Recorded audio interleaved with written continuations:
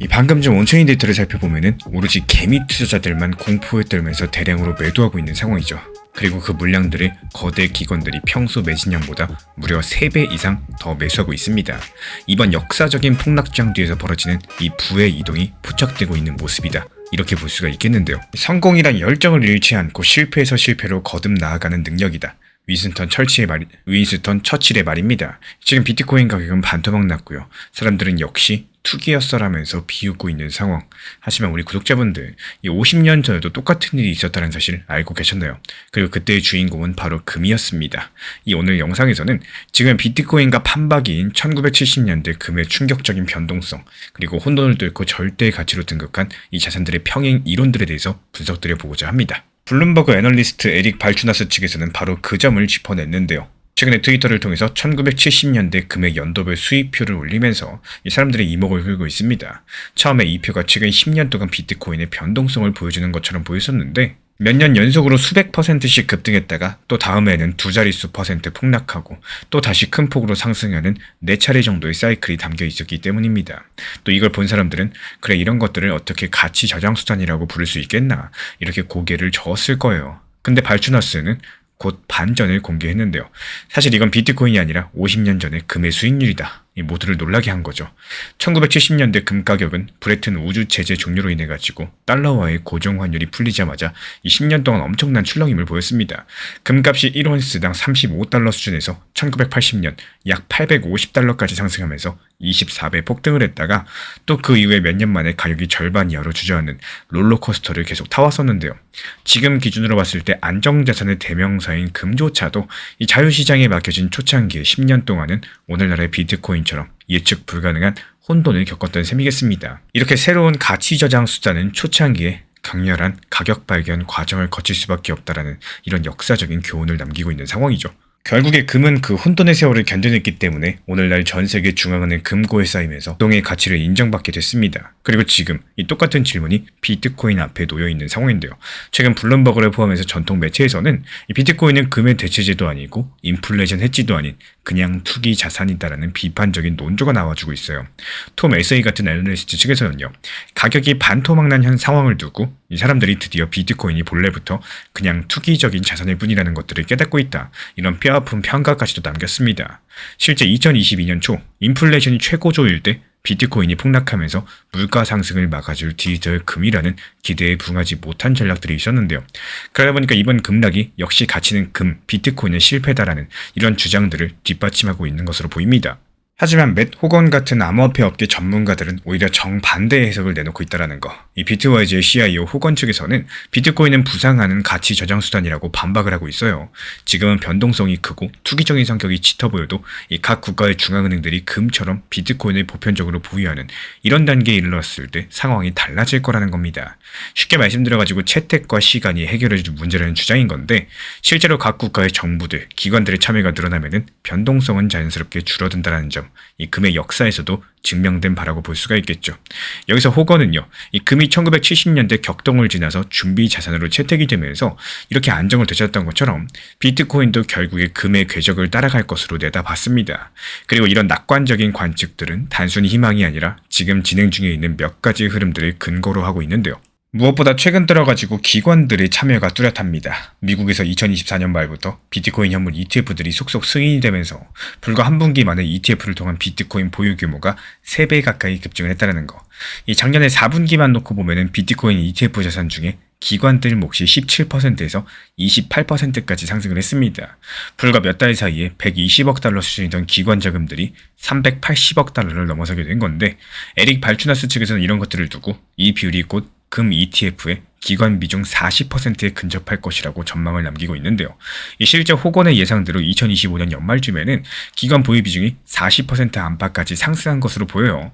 이런 것들이 디지털 금으로서 비트코인의 위상이 서서히 현실화되고 있다는 신호로 읽어볼 수가 있다는 거고, 그리고 미국의 거대 자산운용사들이 상장지수 펀드뿐만 아니라요. 직접적으로 비트코인 보유까지 늘리는 이런 추세들이 나타나고 있습니다. 그리고 중앙은행들의 움직임들도 상당히 재밌는데요. 아직까지는 어느 중앙은행도 공식적으로 비트코인을 금처럼 비축했다 이렇게 선언한 곳은 없지만요. 일부 신흥국 사이에서는 달러 의존도를 줄이기 위한 비트코인을 준비통의 일부로 고려한다라는 이런 언급들이 조심스럽게 스물스물 나오기도 했습니다. 중앙은행들이 2022년부터 2025년 내리세리 금을 기록적으로 매수한 것들은 익히 알려진 사실이겠죠. 근데 만약에 향후 국제 금융질서에서 이 금과 더불어 가지고 비트코인에 대한 공식 수요가시도 등장을 해준다면은 그 파급력과 효과들은 상상을 뛰어넘게 될 겁니다. 메토곤의 주장들은 바로 그 시나리오를 염두에 뒀다, 이렇게 볼 수도 있겠죠. 시장 내부 데이터 역시도 비트코인의 성숙 신호를 보여주고 있습니다. 이 중장기 보유자들은 좀처럼 동요하지 않아요. 온체인 상에 1년 이상 움직이지 않는 비트코인 비중이 사상 최고 수준으로 증가하면서 전체 유통량의 70% 안팎을 차지하고 있습니다. 이런 것들이 대부분의 비트들이 투기적인 단타 매매보다도 이 중장기 보관 상태로 있다는 뜻인 거고, 그리고 채굴자들도 크게 투매에 나서지 않고 있고요. 오히려 전력 비용 하락을 포함해가지고 이 채굴 수익성이 개선이 되면서 코인 매도를 줄였다는 이런 보고서도 있습니다. 그리고 단기 트레이더들이랑 레버리지 투자자들, 이번 폭락으로 인해가지고 큰 타격을 입고요. 또 시장에서 퇴장한 모습들입니다. 실제 2월 초 며칠 동안 비트코인 선물 시장에서 수십억 달러 규모의 롱 포지션이 청산되면서 시장 레버리지가 급격하게 낮아졌어요. 쉽게 말씀드려서 가격 폭락이라는 혼돈의 소용돌이 속에서 약한 손들은 털려나가고 강력한 손들만 남는 이 정화 과정이 이루어졌다는 겁니다. 그래서 현재 비트코인 수급들은 단기 과열이 꺼지고 또 보다 건강한 이런 기반 위에서 재편되고 있다는 평가가 나와주고 있는 상황이죠. 그리고 이런 모습들은 바로 과거의 금 시장이 그랬습니다. 1970년대 금 가격 급등락할 때 겁먹은 개인들 금을 팔아치웠었지만 각 국가의 중앙은행과 장기 투자를 노리는 큰손들은 오히려 그 기회를 틈타서 금을 사모았었죠. 이 당시에 금은 끝났다라는 말들이 나왔었지만요. 결과적으로 혼돈 속에서 움직인 큰손들만이 승자가 됐었다라는 거. 지금 비트코인도 비슷한 국면일지 모르겠습니다. 이 비트코인의 실패작이라는 비관론들이 힘을 얻고 있지만요. 정작 시장의 큰손들은 또 다른 행동을 취하고 있기 때문인 건데요. 그래서 이번 이슈의 핵심은 결국에 가치 저장 수단의 지위는 혼돈을 이겨낸 자산에게 돌아간다라는 이런 한 문장으로 요약을 해볼 수가 있겠습니다. 그리고 이번 논쟁의 파급 효과가 비트코인 가격 자체를 넘어서 2차, 3차로 이어질 가능성이 높은데요. 먼저 금융시장 전반의 자산 배분에 영향을 줄 수가 있겠죠. 만약에 이번 논쟁으로 인해서 역시 안전자산은 금과 현금이다라는 인식이 강화된다. 일시적으로 글로벌 자금이 금이나 미국 국채 같은 전통자산으로 쏠릴 수가 있다는 거. 실제 비트코인 급락 직후에 금 가격이 동반 강세를 보이고 또 일부 스테이블 코인의 자금 유입이 늘어난 현상들이 관찰이 됐습니다. 시장 투자자들이 위험자산에서 빠져나와가지고 일단 관망하는 움직임들이겠죠.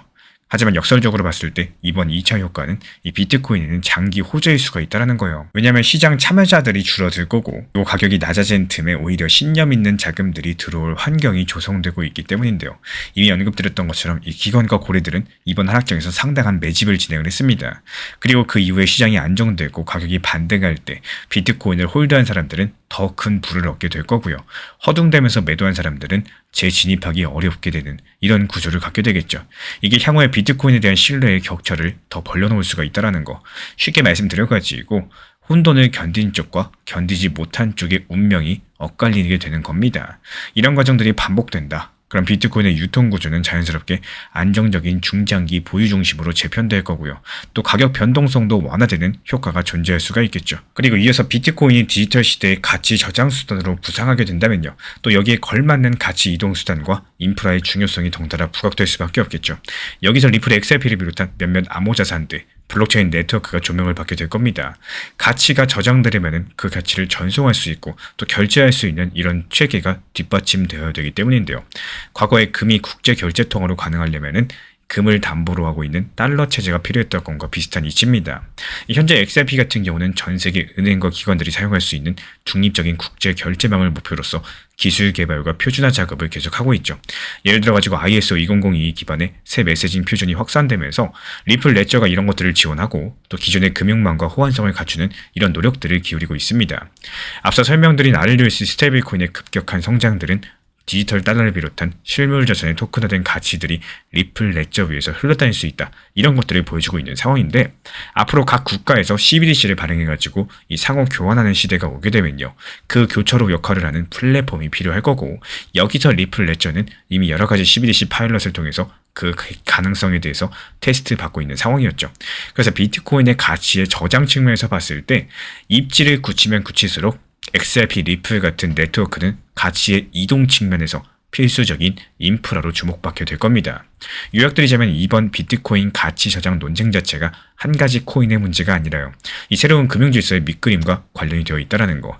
비트코인이 금의 역할을 가져가면은 달러랑 기타 법정화폐는 스테이블 코인이나 CBDC로서 이 디지털화될 가능성이 클 거고, 그 모든 것들을 연결하는 글로벌 프로토콜로서 XRP의 역할도 함께 부각이 되어 줄 겁니다.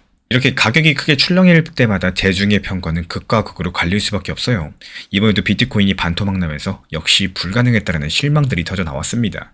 하지만 앞서 살펴본 역사적인 맥락과 현재 진행 중인 변화를 종합해보면은 저는 비트코인이 결국에 금과 비슷한 길을 걸을 가능성에 대해서 무게를 두게 됩니다. 왜냐하면 금의 사례가 주는 교훈들이 분명하기 때문인데요. 이 금도 한때 화폐 체제에서 퇴출되고 가격이 혼란에 빠졌었지만 각 국가의 중앙은행과 제도권의 신뢰를 회복하면서 영원한 가치 저장 수단 지위를 얻었습니다. 지금 비트코인은 시작 단계라 가지고 민간 투자자의 투기적 거래에 휘둘리고 있는 상황이지만요. 이미 제도권의 물결이 서서히 들어오고 있다는 거 간과하시면 안 되겠죠. 앞서 언급드린 ETF를 통한 기관 자금 유입들, 세계 유수 기업들이 비트코인을 대차 대조표에 넣는 움직임들, 결제 회사들이 암호화폐 서비스를 도입하는 여러 가지 사례들 모두 퍼즐 조각처럼 보여지고 있고, 이 조각들이 맞춰진다면 비트코인의 위상은 지금과는 완전히 달라질 수가 있겠죠. 반면에 회의적인 시각도 미리 알고는 계셔야 됩니다. 이 금 같은 경우는 인류가 오랫동안 가치 척도로 삼아온 특수한 자산인 반면에 비트코인은 역사가 짧아요. 그리고 내재 가치에 대해서 물음표가 붙어있는 것도 사실이긴 합니다. 그리고 정부 규제라는 변수도 무시할 수는 없겠죠. 각 국가의 정부랑 중앙은행이 끝까지 비트코인을 공식 자산으로 인정하지 않고 강력하게 견제만 한다면은 제 아무리 민간에서 가치가 있다라고 믿는다라고 한들 이게 금만큼의 지위를 얻기는 어렵게 될 겁니다. 그래서 비트코인은 미래의 금이다. 대신에 비트코인은 영원한 투기다. 이 두 가지 시나리오가 공존하고 있지만요. 저는 오히려 전자 쪽에 조금 더 비중을 두고 싶습니다. 왜냐하면 지금 눈앞에 벌어지는 여러 가지 근거 있는 징후들, 온체인 지표들, 중앙은행들의 금 비축 확대 같은 것들, 게다가 달러 약세 해지 움직임이랑 글로벌 자본의 대체 자산 모색까지도, 암호화폐 인프라까지도 성숙해 나가고 있어요. 이런 것들이 모두 다 한 가지 방향성을 가리키고 있다고 저는 보고 있기 때문인데요. 물론 이 개인적인 저의 해석이 틀릴 수도 있는 조건도 분명히 말씀드려야 되겠죠. 먼저 각국 정부의 정책입니다.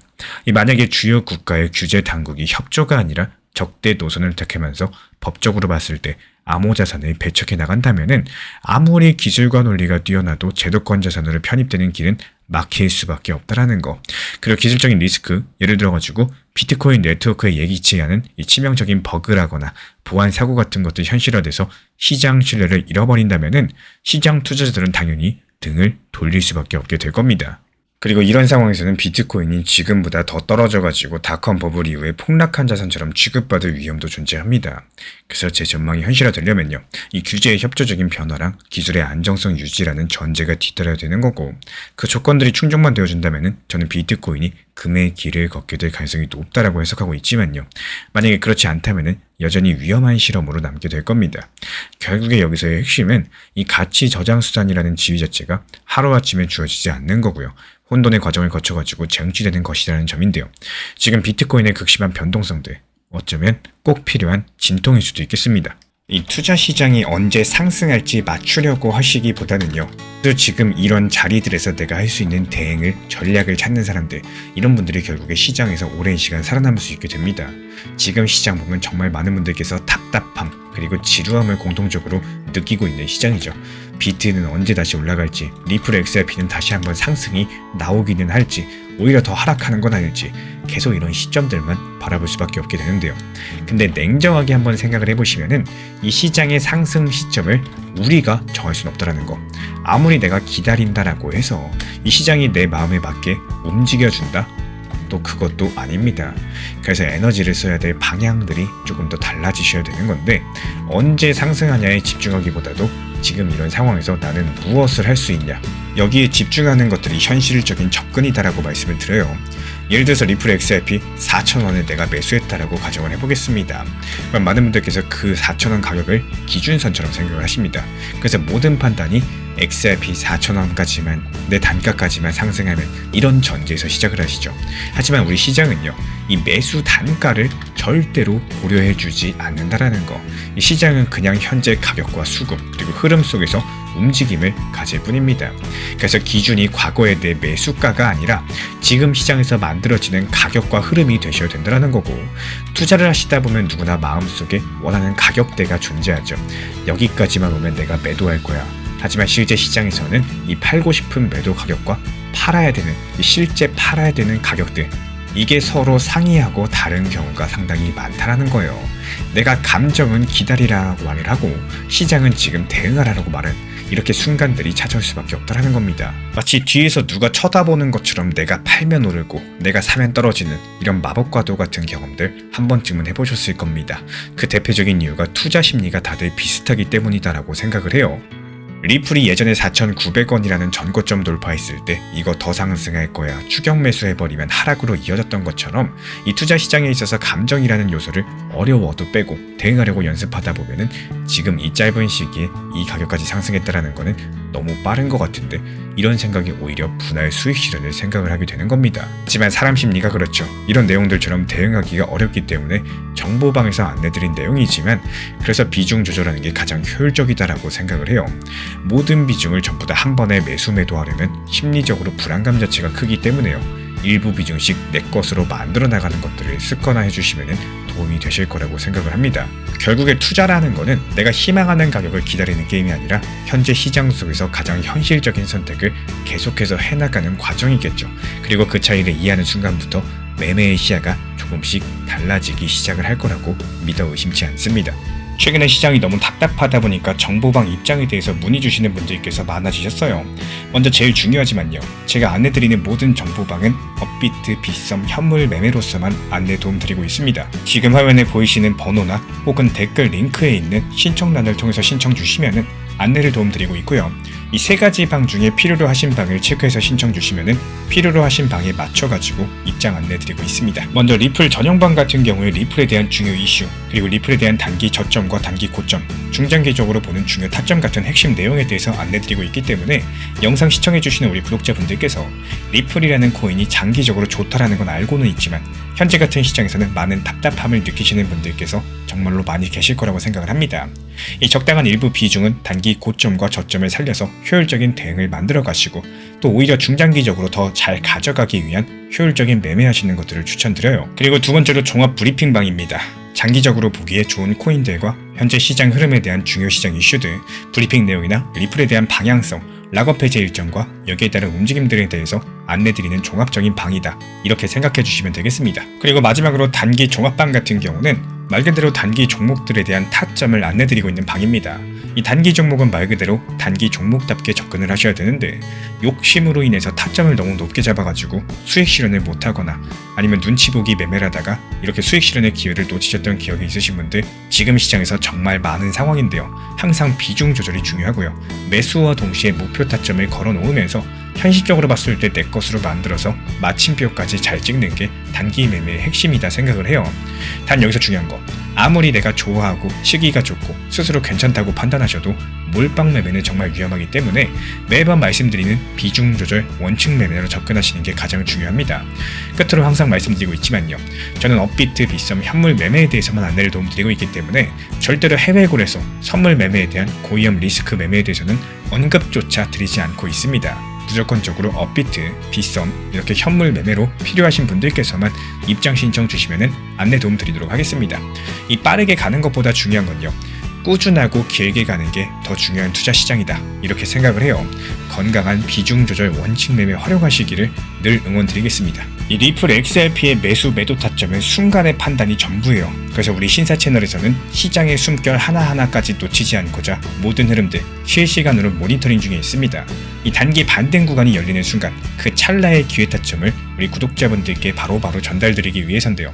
우리 신사 채널을 이미 구독해주신 분들 중에서 실시간 커뮤니티방 참여를 원하신다면 지금 보이시는 번호로 문자 남겨주시면 되겠습니다. 이 혼자서 불안하게 바라보는 시장이 아니라요, 함께 흐름을 읽고 움직이는 경험들을 선사해 드리도록 하겠습니다. 제가 안내해드리고 있는 코인 신사 채널 멤버십 전용방에 대해서 짧게 설명드려 보도록 하겠습니다.